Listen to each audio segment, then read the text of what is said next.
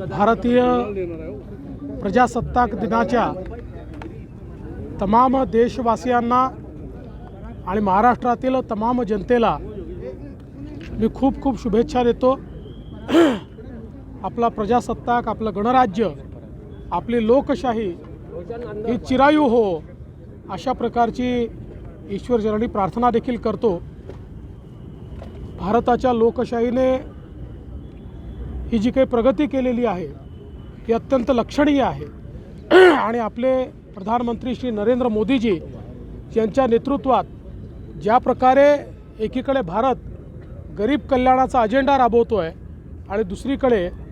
Science, technology, innovation, शेती, उद्योग या सर्व क्षेत्रांमध्ये नवनवीन सोपान त्या ठिकाणी गाठतो आहे आणि या सगळ्या वाटचालीमध्ये एक महत्त्वाचा भागीदार आपलं महाराष्ट्र राज्य होतं आहे याचा मला अतिशय आनंद आहे आणि म्हणून सगळ्यांना मी पुन्हा एकदा आजच्या या प्रजासत्ताक दिनाच्या शुभेच्छा देतो।